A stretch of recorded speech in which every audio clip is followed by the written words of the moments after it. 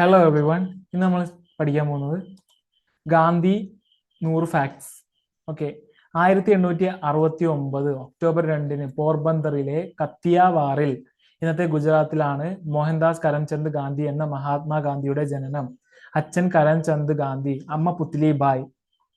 മഹാത്മാഗാന്ധിയുടെ ജന്മദിനമായ ഒക്ടോബർ 2 ഐക്യരാഷ്ട്ര സംഘടന രാജ്യാന്തര അഹിംസാ ദിനമായി ആചരിക്കുന്നു. രാജ്കോട്ടിലായിരുന്നു ഗാന്ധിജിയുടെ ഹൈസ്കൂൾ വിദ്യാഭ്യാസം. ബാല്യകാലം മുതലേ തന്റെ സത്യത്തിലും ശരിയിലും തികഞ്ഞ ബോധ്യമായിരുന്നു. ഓക്കെ. പുരാണ കഥകളെ ആസ്പദമാക്കിയ 2 നാടകങ്ങൾ കുട്ടിക്കാലത്ത് അദ്ദേഹത്തെ ഏറെ സ്വാധീനിച്ചു. രാമായണ കഥാപാത്രമായ ശ്രവണന്റെ പിതൃഭക്തിയെക്കുറിച്ചുള്ള ശ്രവണ പിതൃഭക്തിയും സത്യസന്ധതയുടെ പ്രതീകമായ ഹരിശ്ചന്ദ്രനെ കുറിച്ചുള്ള നാടകവുമായിരുന്നു ഇവ. നിയമപഠനത്തിനായി 1888 ഇംഗ്ലണ്ടിലെത്തി. 1888 സെപ്റ്റംബർ 4 SS ക്ലൈഡ് എന്ന കപ്പലിൽ ആയിരുന്നു ഗാന്ധിജിയുടെ ആദ്യ കടൽ യാത്ര.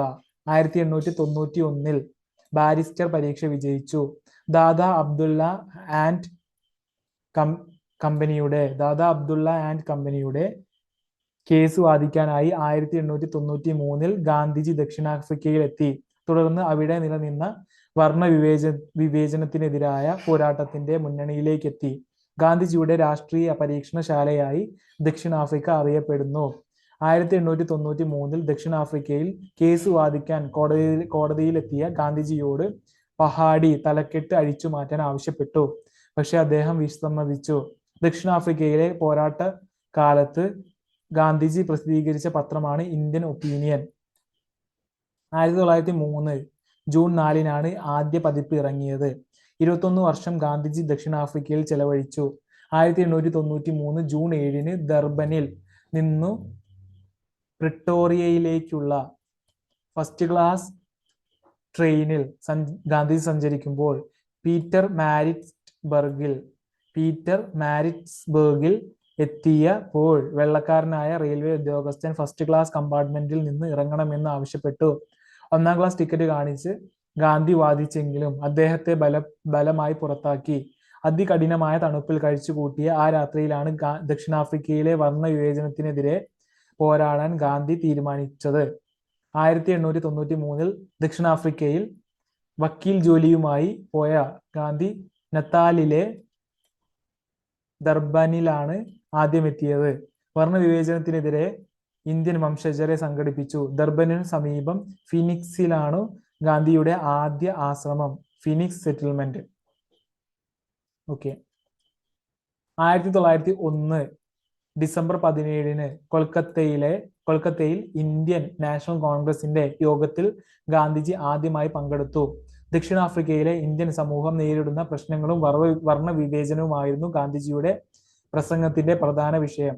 ഗാന്ധിജി സത്യാഗ്രഹത്തെ പ്രായോഗിക തലത്തിലെത്തിച്ചത് 1906 ഏഷ്യാറ്റിക്ലോ അമെൻഡ്മെന്റ് ഓർഡിനൻസ് ബില്ലിനെതിരെ ദക്ഷിണാഫ്രിക്കയിലായിരുന്നു ആദ്യ സത്യാഗ്രഹം.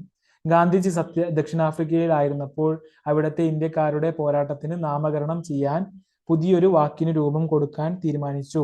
ഏറ്റവും നല്ല പേര് നിർദ്ദേശിക്കുന്ന വായനക്കാരന് സമ്മാനം നൽകുമെന്ന് ഇന്ത്യൻ ഒപ്പീനിയൻ എന്ന പത്രത്തിലൂടെ പ്രഖ്യാപിച്ചു. അതിന്റെ ഫലമായി സത്യം, ആഗ്രഹ, ഉറച്ചു നിൽക്കൽ എന്ന വാക്കിനു മകൻലാൽ ഗാന്ധി രൂപം നൽകി സമ്മാനവും നേടി. കൂടുതൽ വ്യക്തമാകാനായി ഗാന്ധിജി ആ വാക്ക് സത്യാഗ്രഹം എന്നാക്കി. ദക്ഷിണാഫ്രിക്കയിൽ നിന്ന് ഇന്ത്യയിലേക്കുള്ള ഹ്രസ്വ യാത്രയ്ക്ക് ശേഷം 1897 ജനുവരി വീണ്ടും ദർബനിൽ എത്തിയ ഗാന്ധിക്കു നേരെ വെള്ളക്കാരുടെ ആക്രമണം ഉണ്ടായി. ഒരു സംഘം അദ്ദേഹത്തെ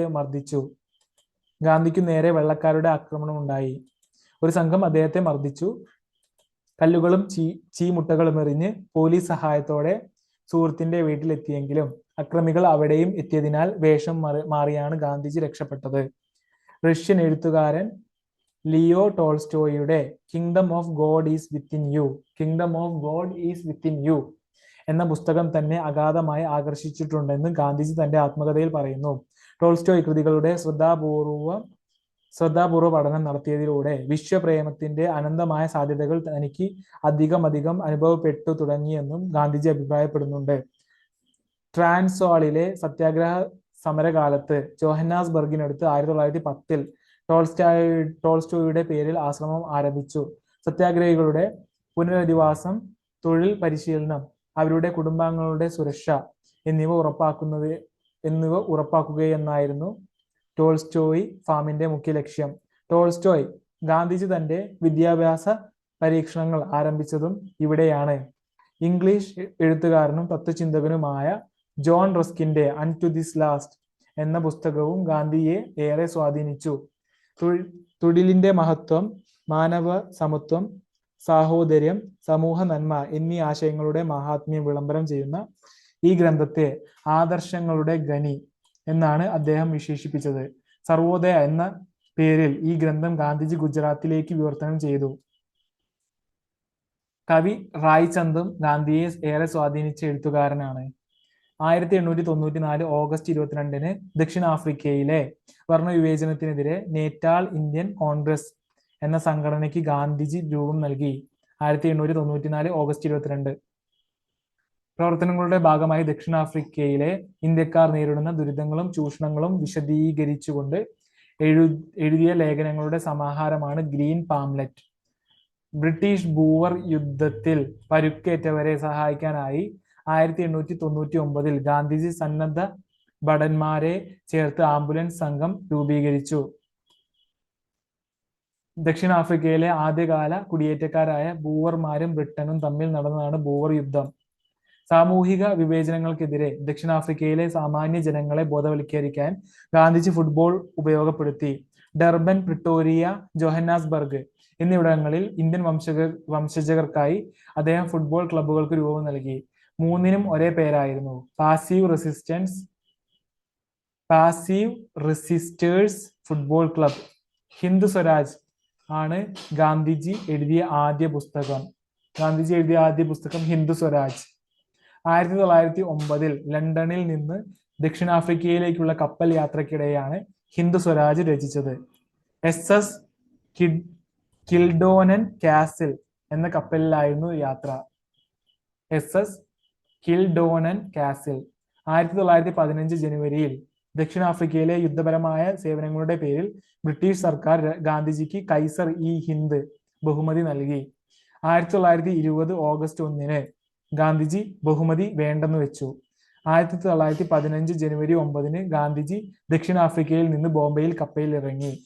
തുടർന്ന് ഗാന്ധിജിയുടെ രാഷ്ട്രീയ ഗുരു എന്നറിയപ്പെടുന്ന ഗോപാലകൃഷ്ണ ഗോഖലെയുടെ ഉപദേശപ്രകാരം ഒരു വർഷത്തോളം ബ്രിട്ടീഷ് ഇന്ത്യയിലാകെ സഞ്ചരിച്ച് നാടിനെയും ജനങ്ങളെയും അടുത്തറിഞ്ഞു.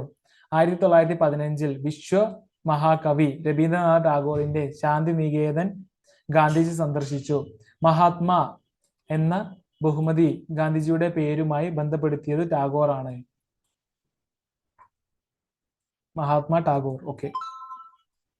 ഗാന്ധിജിയുടെ മഹത്വത്തിൽ ആകൃഷ്ടനായ ടാഗോർ താൻ കണ്ടിട്ടുള്ളവരിൽ ഏറ്റവും വലിയ മനുഷ്യനാണ് ഗാന്ധിജി എന്ന് പറഞ്ഞു. മഹാത്മാ എന്ന ബഹുമതി ചേർത്ത് ഗാന്ധിജിയെ വിശേഷിപ്പിക്കുകയും ചെയ്തു. അതിനുശേഷമാണ് ഗാന്ധിജി മഹാത്മാ ഗാന്ധി എന്ന് അറിയപ്പെടാൻ തുടങ്ങിയത്. 1915 ഡിസംബറിൽ ബോംബെ കോൺഗ്രസ് സമ്മേളനത്തിൽ ഗാന്ധിജി പ്രമേയം അവതരിപ്പിച്ചു. ദശകങ്ങളോളം കോൺഗ്രസിന്റെ നേതൃനിരയിൽ ഉണ്ടായെങ്കിലും മഹാത്മാഗാന്ധി ഒരിക്കൽ മാത്രമേ ഇന്ത്യൻ നാഷണൽ കോൺഗ്രസ് അധ്യക്ഷനായിട്ടുള്ളൂ. 1924 ബൽഗ്രാം കോൺഗ്രസ് സമ്മേളനത്തിൽ ബൽഗാം കോൺഗ്രസ് സമ്മേളനത്തിൽ ഇന്ത്യൻ നാഷണൽ കോൺഗ്രസിന്റെ 39ാം സമ്മേളനമായിരുന്നു അത്. 1916 ഫെബ്രുവരി 4 ബനാറസ് ഹിന്ദു സർവകലാശാല ഉദ്ഘാടന ചടങ്ങാണ് ഇന്ത്യയിൽ പൊതുവേദിയിലെ ഗാന്ധിജിയുടെ ആദ്യ പ്രധാന പ്രസംഗം. സ്ഥാപകൻ മദൻ മോഹൻ മാളവ്യയുടെ ക്ഷണപ്രകാരമാണ് ആ ചടങ്ങിൽ പങ്കെടുത്തത്. 1917 ബീഹാറിലെ ചമ്പാരനിലായിരുന്നു ഇന്ത്യയിൽ ഗാന്ധിജിയുടെ ആദ്യ സത്യാഗ്രഹം. ചമ്പാരനിലെ കുടിയാന്മാർ കൃഷിസ്ഥലത്തിന്റെ 3/20 ഭാഗം ജന്മിക്കു വേണ്ടി നിലം കൃഷി ചെയ്യാൻ ബാധ്യസ്ഥരായിരുന്നു. തീൻ കട്ടിയ സിസ്റ്റം സമ്പ്രദായം. കർഷകർക്ക് ഭൂമിയുടെ മേൽ അവകാശവും ഇഷ്ടമുള്ള വിളവുകൾ കൃഷി ചെയ്യാനുള്ള സ്വാതന്ത്ര്യവും ലഭിക്കാനായി ഗാന്ധിജി പോരാടി. ചമ്പാരനിൽ കർഷകർ ഏറ്റവും കൂടുതൽ പീഡനം അനുഭവിക്കുന്ന മോത്തിഹാരിയിൽ നിരോധനാജ്ഞ ലംഘിച്ചു പ്രവേശിച്ച ഗാന്ധിജിക്ക് സമൻസ് ലഭിച്ചു. പ്രശ്നങ്ങൾ പരിഹാരമില്ലാതെ പോകാനാവില്ലെന്ന് മജിസ്ട്രേറ്റിന് മുമ്പിൽ ഗാന്ധിജി വ്യക്തമാക്കി. ഒടുവിൽ സർക്കാർ അന്വേഷണ കമ്മീഷനെ നിയമിക്കുകയും തീൻ കട്ടിയ സമ്പ്രദായം നിർത്തലാക്കാമെന്നും കർഷകർക്ക് മെച്ചപ്പെട്ട ജീവിത സൗകര്യം ഉറപ്പുവരുത്താമെന്നും ഉറപ്പു നൽകുകയും ചെയ്തു. 1917 ജൂൺ 17 ഗുജറാത്തിൽ അഹമ്മദാബാദിനടുത്ത് സബർമതി നദീതീരത്ത് ഗാന്ധിജി സ്ഥാപിച്ച ആശ്രമം പിന്നീട് സ്വാതന്ത്ര്യ സമര പോരാട്ടത്തിന്റെ ആസ്ഥാനമായി. ചരിത്രത്തിന്റെ ഭാഗമായ ദണ്ഡി മാർച്ച് 1930 മാർച്ച് 12 ഗാന്ധിജി തുടങ്ങിയത് സബർമതി ആശ്രമത്തിൽ നിന്നാണ്. 1915 ആദ്യ സത്യാഗ്രഹ ആശ്രമം സ്ഥാപിച്ചത് കൊച്ചറാബിലായിരുന്നു. 1915 ആദ്യ സത്യാഗ്രഹ ആശ്രമം സ്ഥാപിച്ചത് കൊച്ച് റാബിലായിരുന്നു. 1918 ഗുജറാത്തിലെ ഖേഡയിൽ വരൾച്ച മൂലം കൃഷിനാശം നേരിട്ട കർഷകർ ഭൂനികുതിയിൽ ഇളവ് ആവശ്യപ്പെട്ട് നടത്തിയ സമരത്തിന് ഗാന്ധിജി നേതൃത്വം നൽകി. ഇളവ് അനുവദിക്കും വരെ നികുതി നിഷേധിക്കാൻ കർഷകരോട് അദ്ദേഹം ആവശ്യപ്പെട്ടു. ഒടുവിൽ സർക്കാർ ഈ ആവശ്യം അംഗീകരിച്ചു. മുംബൈയിലെ മണിഭവൻ എന്ന കെട്ടിടത്തിലാണ് 1917-34 കാലയളവിൽ ഗാന്ധിജി താമസിച്ചത്. ചർക്കയിൽ നൂൽ നൂൽക്കാൻ പഠിച്ചതു മണിഭവനിൽ താമസിക്കുന്ന കാലത്താണ്. 1919 റൗലറ്റ് ആക്ടിനെതിരെ സത്യാഗ്രഹം ആരംഭിച്ചതും ഇവിടെയാണ്. 1919 സത്യാഗ്രഹി എന്ന വാർത്താപത്രിക പുറത്തിറക്കിയതും യങ് ഇന്ത്യ ഏറ്റെടുത്ത് പ്രസിദ്ധീകരിച്ചു തുടങ്ങിയതും ഈ കാലയളവിലാണ്. മണിഭവൻ ഇപ്പോൾ ഗാന്ധി മ്യൂസിയം ആണ്.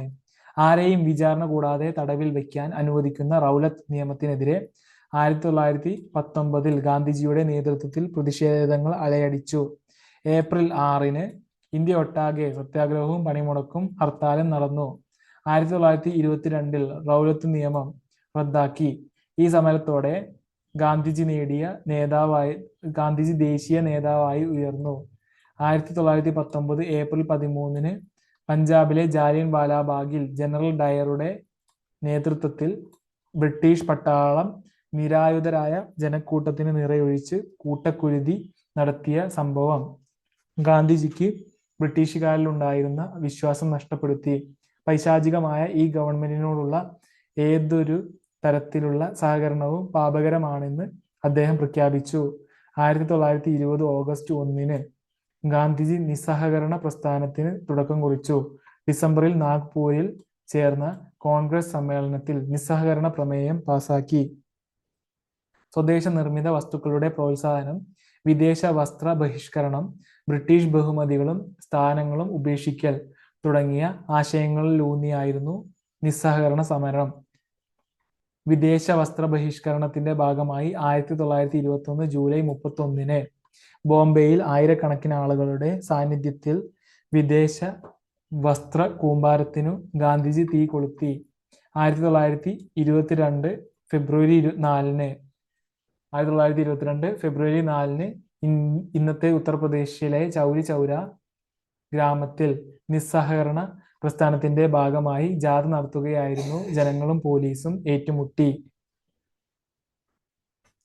ജനക്കൂട്ടം പോലീസ് സ്റ്റേഷൻ ആക്രമിച്ചു. തീയിട്ടതിനെ തുടർന്ന് 22 പോലീസുകാർ വെന്തുമരിച്ചു. സമരം അക്രമത്തിലേക്ക് വഴിമാറിയതിൽ ദുഃഖിതനായ ഗാന്ധിജി നിസ്സഹകരണ സമരം നിർത്തിവെച്ചു. തടവു ശിക്ഷകളുടെ പരമ്പര ആയിരുന്നു ഗാന്ധിജിയുടെ ജീവിതം. വിവിധ ഘട്ടങ്ങളിലായി 6.5 വർഷത്തോളം അദ്ദേഹം ജയിലിൽ കിടന്നു. ദക്ഷിണാഫ്രിക്കയിൽ 1908 ഗാന്ധിയുടെ ആദ്യ തടവു ജീവിതം. അവിടെ വിവിധ കാലയളവുകളിലായി 180-ലേറെ ദിവസം അദ്ദേഹം ജയിലിലായിരുന്നു. സ്വാതന്ത്ര്യ സമരകാലത്ത് വിവിധ കാലയളവുകളിലായി 2113 ദിവസങ്ങൾ ഗാന്ധിജി തടവിലായിരുന്നു. ഏറ്റവും കൂടുതൽ കാലം കഴിഞ്ഞത് പൂനെ യർവാദ ജയിലിൽ 1465 ദിവസം. ഒരേ കാലയളവിൽ ഏറ്റവും കൂടുതൽ കാലം ശിക്ഷ അനുഭവിച്ചതും ഇവിടെ തന്നെ. 1922 മാർച്ച് 21 മുതൽ 24 ജനുവരി 1924 ജനുവരി 11 വരെ 661 ദിവസം. ക്വിറ്റ് ഇന്ത്യ സമരകാലത്ത് ആഗാഖാൻ കൊട്ടാരത്തിൽ 636 ദിവസം തടവിൽ കഴിഞ്ഞു. ആഗാഖാൻ ജയിലിൽ ഗാന്ധിജിക്കൊപ്പം തടവിൽ കഴിയുമ്പോഴായിരുന്നു 1944 ഫെബ്രുവരി 22 പത്നി കസ്തൂർബയുടെ വിയോഗം. ഗുജറാത്തിയിൽ അമ്മ എന്ന് അർത്ഥമുള്ള ബാ എന്നാണ് കസ്തൂർബ അറിയപ്പെട്ടിരുന്നത്. കസ്തൂർ കപ്പാഡിയ എന്നായിരുന്നു കസ്തൂർബ ഗാന്ധിയുടെ യഥാർത്ഥ നാമം. കസ്തൂർ കപ്പാഡിയ. 1921 സെപ്റ്റംബർ 22 ഗാന്ധിജി കുപ്പായവും തലപ്പാവും മറ്റുപേക്ഷിച്ചു. അരയിൽ ഒരു ഒറ്റമുണ്ട് മാത്രമാക്കി വേഷം. തമിഴ്നാട്ടിലെ മധുരയിലാണ് ഗാന്ധിജി ഈ തീരുമാനം അറിയിച്ചത്. പുതിയ വസ്ത്രരീതി ഗാന്ധിജി മരണം വരെ പിന്തുടർന്നു.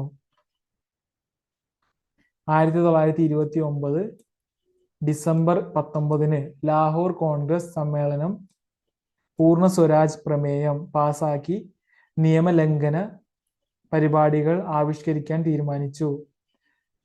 തുടർന്ന് ഗാന്ധിജിയെ നിയമലംഘന പരിപാടികൾ ആരംഭിക്കാനും നടപ്പിലാക്കാനുമുള്ള ചുമതല ഏൽപ്പിച്ചു.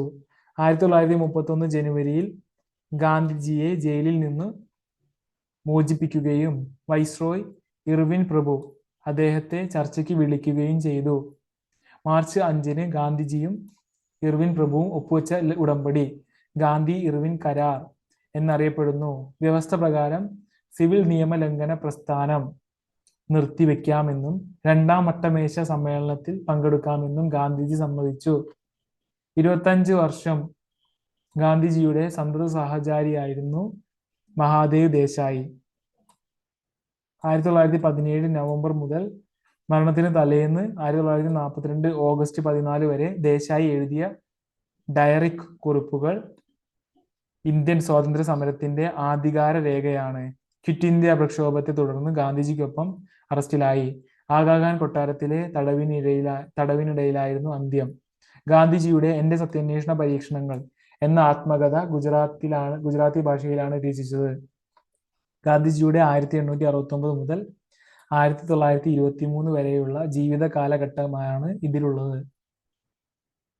പിന്നീടുള്ള ജീവിതം തികച്ചും പരസ്യമാകിയാൽ അതേക്കുറിച്ച് പ്രത്യേകം പറയേണ്ടതില്ലെന്ന നിലപാടിലായിരുന്നു ഗാന്ധിജിക്ക്.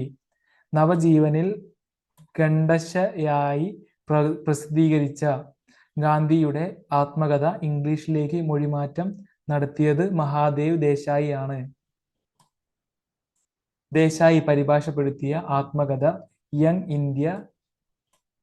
ഇന്ത്യയിലാണ് പ്രസിദ്ധപ്പെടുത്തിയത്. സത്യം കൊണ്ടുള്ള വിവിധ പരീക്ഷണങ്ങളുടെ കഥ പറയുക മാത്രമാണ് ലക്ഷ്യം എന്ന ആമുഖക്കുറിപ്പോടെയാണ് മഹാത്മാഗാന്ധി ആത്മകഥ എഴുതിയത്. അതിന് ആത്മകഥ അഥവാ എന്റെ സത്യാന്വേഷണ പരീക്ഷണ കഥ എന്ന പേരും നൽകി. 1927 ഗാന്ധിജിയുടെ ആത്മകഥയുടെ ആദ്യ ഭാഗം പുസ്തക രൂപത്തിൽ പ്രസിദ്ധീകരിച്ചു. 1929 രണ്ടാം ഭാഗവും പുറത്തിറങ്ങി. ₹1 പുസ്തകത്തിന്റെ വില. പിന്നീട് അഹമ്മദാബാദ് ആസ്ഥാനമായ നവജീവൻ ട്രസ്റ്റ് 2 ഭാഗങ്ങളും ഒരുമിച്ച് ആൻ ഓട്ടോബയോഗ്രഫി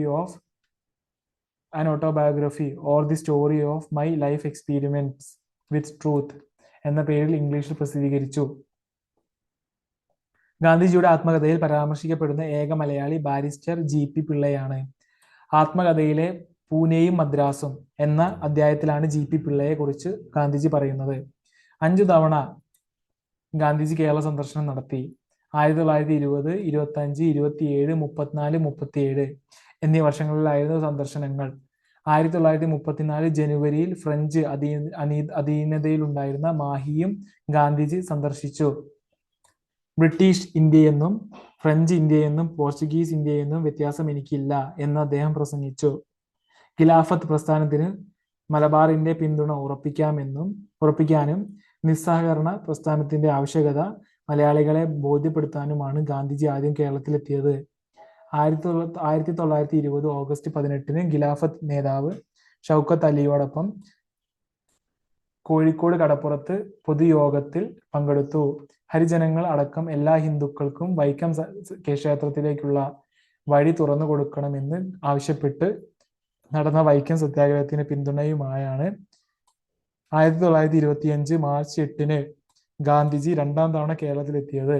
സവർണ നേതാവ് ഇണ്ടൻ തുരുത്തി നമ്പൂതിരിയുമായി കൂടിക്കാഴ്ചയും നടത്തി. 1925 മാർച്ച് 12 ഗാന്ധിജി ശിവഗിരി മഠം സന്ദർശിച്ചു. ഗുരുവും ഗാന്ധിജിയും ദീർഘനേരം സംവാദത്തിൽ ഏർപ്പെട്ടു.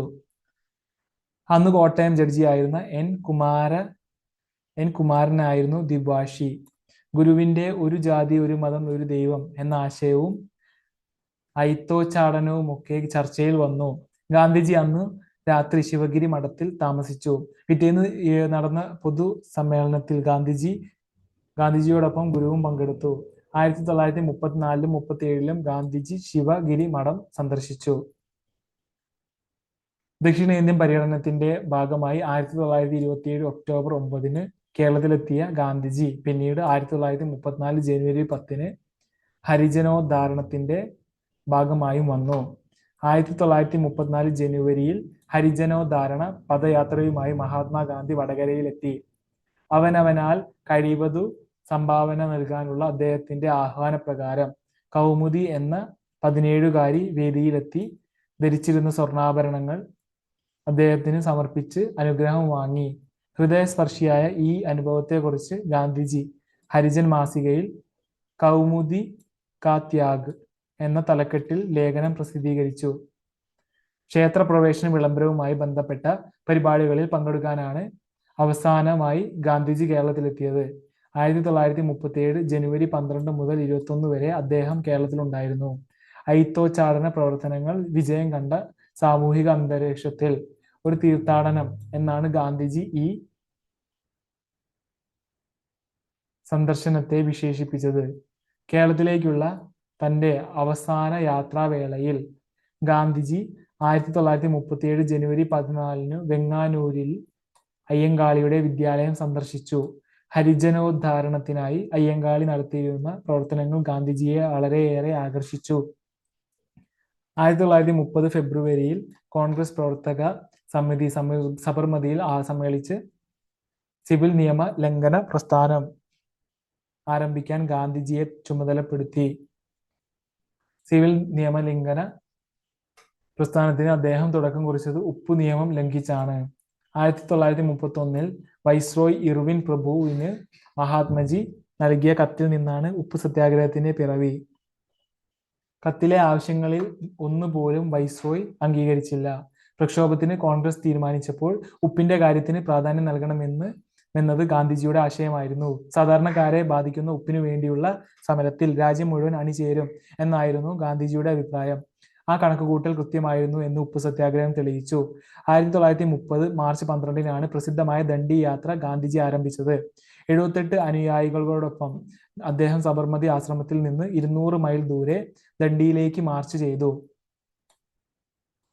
24 ദിവസത്തെ കാൽനട യാത്രയ്ക്ക് ശേഷം ഗുജറാത്തിലെ കടലോര ഗ്രാമമായ ദണ്ഡിയിലെത്തി. 1930 ഏപ്രിൽ 6 ഗാന്ധിജിയും അനുയായികളും ദണ്ഡി കടപ്പുറത്ത് ഉപ്പു നിയമം ലംഘിച്ച് ഉപ്പുണ്ടാക്കി. 2011 ടൈം വാരിക ലോക ചരിത്രത്തിലെ ഏറ്റവും ശക്തമായ 10 പ്രതിഷേധങ്ങളിൽ ഒന്നായി ഉപ്പു സത്യാഗ്രഹം തിരഞ്ഞെടുത്തിരുന്നു. രാജ്യത്തിന്റെ പല ഭാഗങ്ങളിലും ജനങ്ങൾ ഉപ്പു നിയമം ലംഘിച്ചു. കേരളത്തിലെ ഉപ്പു സത്യാഗ്രഹത്തിന്റെ പ്രധാന കേന്ദ്രം പയ്യന്നൂരായിരുന്നു. കെ കേളപ്പനായിരുന്നു നേതൃത്വം. 1931 മാർച്ചിൽ ഗാന്ധി ഇർവിൻ കരാറിനെ തുടർന്ന് സിവിൽ നിയമ ലംഘന പ്രസ്ഥാനം താൽക്കാലികമായി നിർത്തി. തുടർന്ന് ഗാന്ധി 1931 രണ്ടാം വട്ടമേശ സമ്മേളനത്തിൽ പങ്കെടുത്തു. 1931 ഒറ്റമുണ്ട് വേഷത്തിൽ തന്നെയാണ് ഗാന്ധിജി രണ്ടാം വട്ടമേശ സമ്മേളനത്തിലും ബക്കിംഗ്ഹാം കൊട്ടാരത്തിലെ വിരുന്നിലും പങ്കെടുത്തത്. അർദ്ധനഗ്നനായ ഫക്കീർ എന്ന് വിൻസ്റ്റൺ ചർച്ചിൽ ഗാന്ധിജിയെ വിശേഷിപ്പിച്ചത് ഈ സമയത്താണ്. 1931 വട്ടമേശ സമ്മേളനത്തിൽ പങ്കെടുക്കാൻ എത്തിയപ്പോൾ ലണ്ടനിൽ വിഖ്യാത ചലച്ചിത്രൻ ചാർലി ചാപ്ലിനുമായി ഗാന്ധിജി കൂടിക്കാഴ്ച നടത്തി. സിറ്റി ലൈറ്റ്സ് എന്ന സിനിമയുടെ പ്രചാരണത്തിനെത്തിയതായിരുന്നു ചാപ്ലിൻ. യന്ത്രവൽക്കരണത്തോടുള്ള ഗാന്ധിജിയുടെ എതിർപ്പിനെ കുറിച്ചാണ് ചാപ്ലിൻ പ്രധാനമായും തിരക്കിയത്.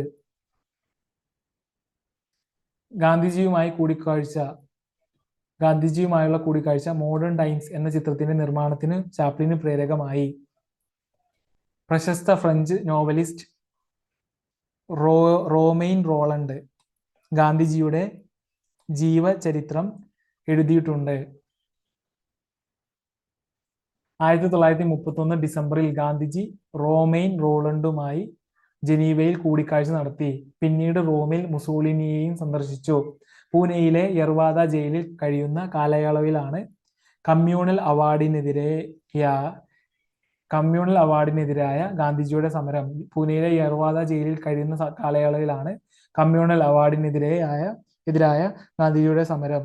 ഹിന്ദുമതത്തിലെ അധസ്ഥിതരെ പ്രത്യേക വിഭാഗമായി പരിഗണിച്ചു തിരഞ്ഞെടുപ്പിൽ സംവരണം ഏർപ്പെടുത്താൻ ബ്രിട്ടീഷ് സർക്കാർ തീരുമാനിച്ചതായിരുന്നു കമ്മ്യൂണൽ അവാർഡ്. ഇതിനെ എതിർത്ത് ഗാന്ധിജി ജയിലിൽ നിരാഹാര സമരം തുടങ്ങി. 1932 സെപ്റ്റംബർ 24 ചരിത്ര പ്രസിദ്ധമായ പൂനെ ഉടമ്പടിയോടെ ഗാന്ധിജി നിരാഹാര സമരം പിൻവലിച്ചു.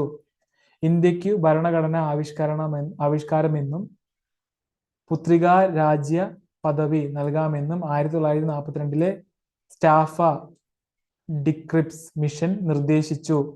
എന്നാൽ ചർച്ചകൾ പരാജയപ്പെട്ടു. ക്രിപ്സിന്റെ നിർദ്ദേശങ്ങളെ തകരാൻ പോകുന്ന ബാങ്കിന്റെ പിൻ തീയതി വെച്ച ചെക്ക് എന്നാണ് ഗാന്ധിജി വിശേഷിപ്പിച്ചത്. Post dated cheque drone on A failing bank. 1942 April 26 Harijan പത്രികയിൽ എഴുതിയ ലേഖനത്തിൽ ബ്രിട്ടീഷുകാർ ഇന്ത്യ വിട്ടുപോകണമെന്ന് ഗാന്ധിജി ആവശ്യപ്പെട്ടു. ഈ നിർദ്ദേശം കോൺഗ്രസ് ചർച്ച ചെയ്തത് ക്വിറ്റ് ഇന്ത്യ പ്രസ്ഥാനത്തിലേക്ക് നയിച്ചു. 1942 ഓഗസ്റ്റ് 8 ബോംബെയിൽ ചേർന്ന കോൺഗ്രസ് സമ്മേളനം ബ്രിട്ടീഷുകാരോട് ഉടനെ ഇന്ത്യ വിട്ടുപോകണമെന്ന് ആവശ്യപ്പെട്ട് ക്വിറ്റ് ഇന്ത്യ പ്രമേയം പാസാക്കി. പ്രവർത്തിക്കുക അല്ലെങ്കിൽ മരിക്കുക എന്നതായിരുന്നു ക്വിറ്റ് ഇന്ത്യ സമരകാലത്തെ ഗാന്ധിജിയുടെ ആഹ്വാനം. 1948 ഒരാഴ്ചത്തെ ഉപവാസം 8 ഔൺസ് പാലും 4 ഓറഞ്ചും കഴിച്ച് ഗാന്ധിജി അവസാനിപ്പിച്ചു. ഉടനെ അദ്ദേഹം നൂൽക്കാനുള്ള ചർക്ക കൊണ്ടുവരാൻ ആവശ്യപ്പെട്ടു. ഒരാഴ്ചത്തെ പട്ടിണി മൂലം ചർക്ക തിരിക്കാൻ പോലും കെൽപ്പില്ലാതിരുന്ന ഗാന്ധിജിയെ പലരും പിന്തിരിപ്പിക്കാൻ ശ്രമിച്ചു. പക്ഷെ ഗാന്ധിജി പറഞ്ഞു, അധ്വാനിക്കാതെ നേടുന്ന ഭക്ഷണം മോഷ്ടിക്കപ്പെടുന്ന ഭക്ഷണമാണ്. ഞാനിപ്പോൾ ഭക്ഷണം കഴിക്കാൻ ആരംഭിച്ചിരിക്കുന്നു, അതുകൊണ്ട് എനിക്ക് പണിയെടുക്കണം. 1947 ഓഗസ്റ്റ് 15 ന്യൂഡൽഹിയിൽ നടന്ന സ്വാതന്ത്ര്യാഘോഷങ്ങളിൽ ഗാന്ധിജി പങ്കെടുത്തില്ല. ഇരു വിഭാഗങ്ങൾ പരസ്പരം കൊന്നൊടുക്കിക്കൊണ്ടു നടപ്പിലാക്കിയ രാഷ്ട്ര വിഭജനത്തിൽ ദുഃഖിതനായ ഗാന്ധിജി കൊൽക്കത്തയിൽ 24 മണിക്കൂർ ഉപവാസമനുഷ്ഠിക്കുകയായിരുന്നു. ആ സമയം വിഭജനത്തെ തുടർന്നുള്ള കാലസമയത്ത് മൗണ്ട് ബാറ്റൺ പ്രഭു ഗാന്ധിക്ക് ഇങ്ങനെ എഴുതി: പഞ്ചാബിൽ നമുക്ക് 55,000 സൈനികരുണ്ട്, എന്നാൽ കലാപം അടങ്ങുന്നില്ല. ബംഗാളിൽ ഒറ്റയാൾ മാത്രമേ ഞങ്ങൾക്കുള്ളൂ, പക്ഷേ അവിടെ കലാപമില്ല. ഈ ഒറ്റയാൾ അതിർത്തി സേനയെ വൺ മാൻ ആർമി നമസ്കരിക്കാൻ എന്നെ അനുവദിച്ചാലും ബംഗാളിൽ സമാധാനം സ്ഥാപിക്കാനുള്ള ശ്രമങ്ങൾക്കു ശേഷം ഗാന്ധിജി ഡൽഹിയിലേക്ക് നീങ്ങി. അവിടെ നിന്ന് കലാപം ഛിന്ന ഭിന്നമാക്കിയ പഞ്ചാബിലെ ജില്ലകൾ സന്ദർശിക്കാൻ അദ്ദേഹം ആഗ്രഹിച്ചു. എന്നാൽ തലസ്ഥാന നഗരിയിലെ അദ്ദേഹത്തിന്റെ യോഗങ്ങൾ അഭയാർത്ഥികൾ അലങ്കോലപ്പെടുത്താൻ ശ്രമിച്ചു. 1948 ജനുവരി 20 ഗാന്ധിക്കു നേരെ വധശ്രമം നടന്നു. അവസാനത്തെ 144 ദിവസം ഗാന്ധിജി ചെലവഴിച്ചത് ന്യൂഡൽഹിയിലെ ബിർള മന്ദിറിലാണ്. 1971 കേന്ദ്ര സർക്കാർ ബിർള മന്ദിർ ഏറ്റെടുത്ത് ഗാന്ധി സ്മൃതി എന്നു പേര് മാറ്റി. ഗാന്ധിയുടെ കൊച്ചുമകൾ മനു, ആഭ എന്നിവരുടെ തോളിൽ താങ്ങിയാണ് 1948 ജനുവരി 30 ഗാന്ധിജി അവസാനമായി ബിർള ഹൗസിലെ പ്രാർത്ഥനാ യോഗത്തിനെത്തിയത്. നാഥുറാം ഗോഡ്സെയുടെ വെടിയേറ്റു വീണ ഗാന്ധിജിയെ താങ്ങിയത് ആഭയായിരുന്നു. ഗാന്ധിജിയുടെ ഭൗതിക ശരീരം വഹിച്ചുള്ള വിലാപയാത്രയ്ക്ക് 8 കിലോമീറ്റർ ആയിരുന്നു നീളം. യമുനാ തീരത്തെ രാജ്ഘട്ട് ആണ് ഗാന്ധിജിയുടെ അന്ത്യവിശ്രമ സ്ഥലം. മികച്ച പത്രാധിപർ കൂടിയായിരുന്നു Gandhiji. Indian opinion, passive resistance, ദക്ഷിണാഫ്രിക്ക, നവജീവൻ, യങ് ഇന്ത്യ, ഹരിജൻ തുടങ്ങിയ ഒട്ടേറെ പത്രങ്ങളിലൂടെയാണ് അദ്ദേഹം ആശയങ്ങൾ പ്രചരിപ്പിച്ചത്. യങ് ഇന്ത്യയുടെ വരിക്കാരുടെ എണ്ണം 1922 40,000 ആയിരുന്നു. ഇന്ത്യൻ സർക്കാർ ഏർപ്പെടുത്തിയ ഏറ്റവും ഉയർന്ന സമ്മാന തുകയുള്ള 1 കോടി രൂപ പുരസ്കാരമാണ് ഗാന്ധി സമാധാന പുരസ്കാരം. ഗാന്ധിജിയുടെ 125-ാം ജന്മവാർഷിക ദിനത്തോടനുബന്ധിച്ചാണ് ഈ പുരസ്കാരം ഏർപ്പെടുത്തിയത്. 1995 ആദ്യ സമ്മാനം ലഭിച്ചത് ടാൻസാനിയൻ പ്രസിഡന്റ് ജൂലിയ സ്നെരേരയ്ക്കാണ്. ജൂലിയ സ്നെരേര. സ്വതന്ത്ര ഇന്ത്യയുടെ തപാൽ സ്റ്റാമ്പിൽ ആദ്യം പ്രത്യക്ഷപ്പെട്ട ഇന്ത്യക്കാരൻ മഹാത്മാഗാന്ധിയാണ്. 1948. ഐക്യരാഷ്ട്ര സംഘടനയും മഹാത്മാഗാന്ധിയുടെ പേരിൽ സ്റ്റാമ്പ് പുറത്തിറക്കിയിരുന്നു. ഏറ്റവും കൂടുതൽ രാജ്യങ്ങളുടെ തപാൽ സ്റ്റാമ്പുകളിൽ പ്രത്യക്ഷപ്പെട്ട ഇന്ത്യക്കാരനും ഗാന്ധിയാണ്. 160-ലേറെ രാജ്യങ്ങൾ ഗാന്ധിജിയുടെ ചിത്രമുള്ള തപാൽ സ്റ്റാമ്പുകൾ പ്രസിദ്ധീകരിച്ചിട്ടുണ്ട്. 5, 10, 20, 50, 100, 500, 2000 രൂപ കറൻസി നോട്ടുകളെല്ലാം ഗാന്ധിജിയുടെ ചിത്രവുമായാണ് പുറത്തിറങ്ങുന്നത്. 1969 100 രൂപ നോട്ടിൽ ഗാന്ധിജിയുടെ ചിത്രം ആലേഖനം ചെയ്യപ്പെട്ടെങ്കിലും ഗാന്ധി സീരീസിലുള്ള കറൻസി നോട്ടുകൾ ഇന്ത്യയിൽ പുറത്തിറങ്ങിയത് 1996-ലാണ്. കാൾ മാക്സിന്റെ ജീവചരിത്രം എഴുതിയ സ്വദേശാഭിമാനി കെ രാമകൃഷ്ണ പിള്ളയാണ് ആദ്യമായി മലയാളത്തിൽ ഗാന്ധിജിയുടെ ജീവചരിത്രം എഴുതിയത്. 1913 ആത്മപോഷിണി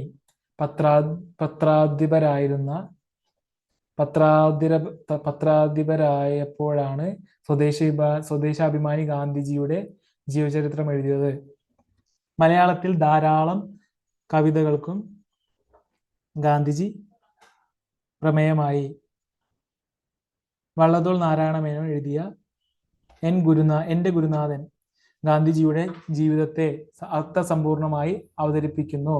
ജി ശങ്കരക്കുറുപ്പിന്റെ രാജഘട്ടത്തിൽ ഉള്ളൂർ എസ് പരമേശ്വരയ്യരുടെ ആ ചുടലക്കളം, പാലാ നാരായണൻ നായരുടെ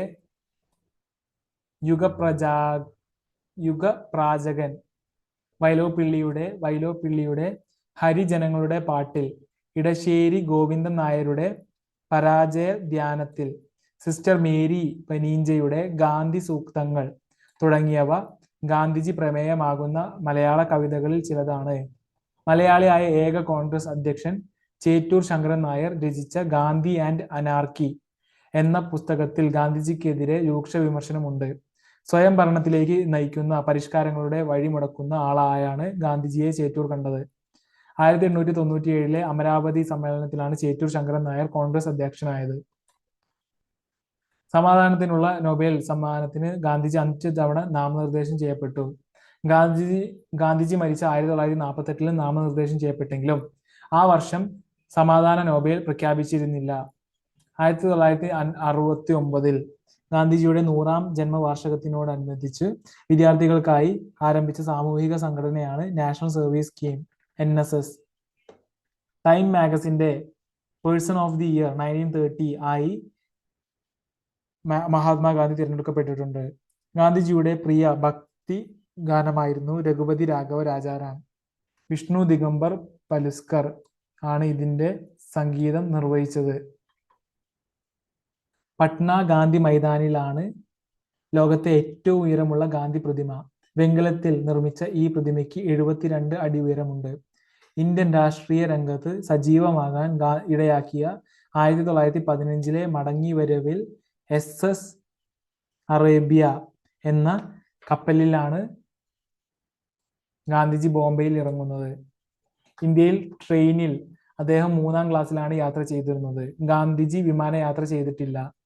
1939 ത്രിപുരി കോൺഗ്രസ് സമ്മേളനത്തിൽ ഡോക്ടർ പട്ടാഭി സീതാരാമയ്യ ഗാന്ധിജിയുടെ പിന്തുണയോടെ സുഭാഷ് ചന്ദ്രബോസിനെതിരെ അധ്യക്ഷ സ്ഥാനത്തേക്ക് മത്സരിച്ചു. രാജ്യം മുഴുവൻ ഉറ്റുനോക്കിയ മത്സരത്തിൽ എല്ലാവരെയും അത്ഭുതപ്പെടുത്തി ബോസ് വിജയിച്ചു. ബോസിനെ അഭിനന്ദിച്ചുകൊണ്ട് മഹാത്മജി പറഞ്ഞു, ഞാൻ തോറ്റു, സുഭാഷ് ജയിച്ചു. ഗാന്ധിജിയെ രാഷ്ട്രപിതാവ് എന്ന് വിശേഷിപ്പിച്ചത് സുഭാഷ് ചന്ദ്രബോസ് ആണ്. ദേശസ്നേഹികളുടെ രാജകുമാരൻ എന്ന് തിരികെ ബോസിനെ ഗാന്ധിജിയും വിശേഷിപ്പിച്ചു.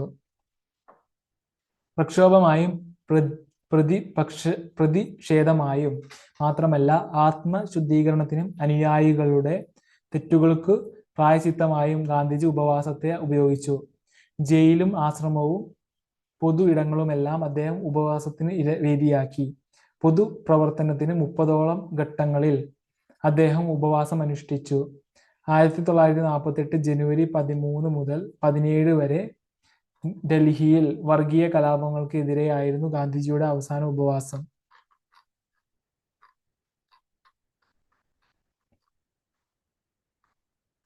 മാതാവിനെ പോലെ ഗാന്ധിജി കണ്ട ഗ്രന്ഥമാണ് ഭഗവത്ഗീത. ഭഗവത്ഗീതയെക്കുറിച്ച് ഗാന്ധിജി രചിച്ച കൃതിയാണ് അനാസക്തി യോഗ. തിങ്കളാഴ്ചകളിൽ ഗാന്ധിജി മൗനവ്രതം ആചരിക്കുമായിരുന്നു. ആ ദിവസങ്ങളിൽ എഴുത്തിലൂടെയായിരുന്നു ആശയവിനിമയം.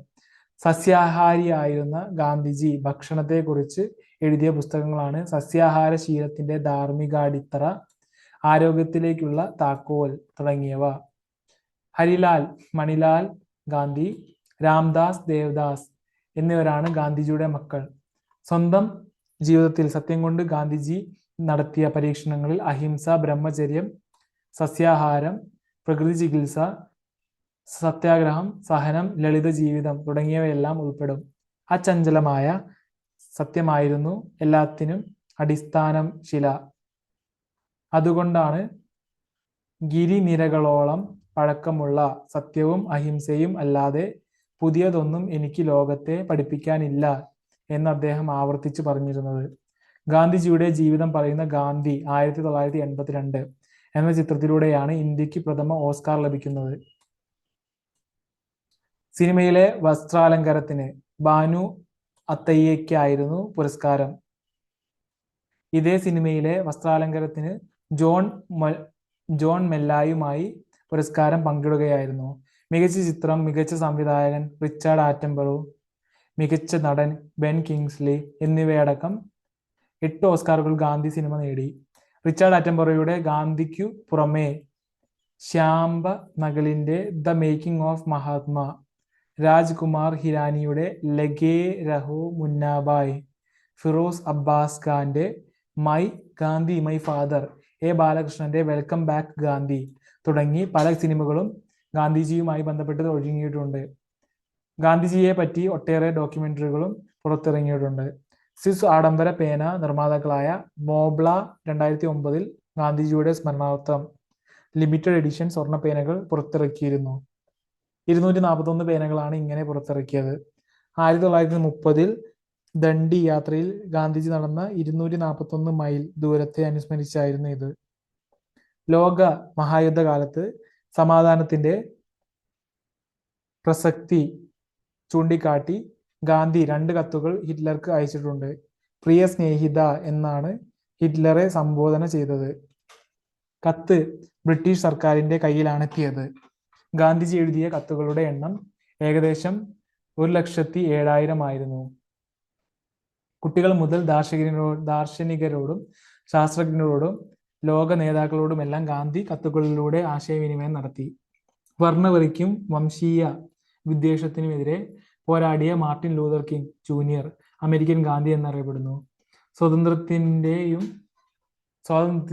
വിമോചനത്തിന്റെയും പ്രതീകമായിരുന്ന നെൽസൺ മണ്ടേല ദക്ഷിണാഫ്രിക്കൻ ഗാന്ധിയായും സാമൂഹിക പ്രവർത്തകനും മതപരിഷ്കർത്താവുമായ തോയോഹിക്കോ കഗാവ ജാപ്പനീസ് ഗാന്ധിയുമായി അറിയപ്പെടുന്നു. അടിമത്തത്തിൽ നിന്ന് കെനിയയെ ഉയർത്തെഴുന്നേൽപ്പിച്ച ധീരനായകൻ ജോമോ കെനിയാറ്റാണ് കെനിയൻ ഗാന്ധി. കെനിയൻ ഗാന്ധി. സാമൂഹിക പ്രവർത്തകൻ A.T.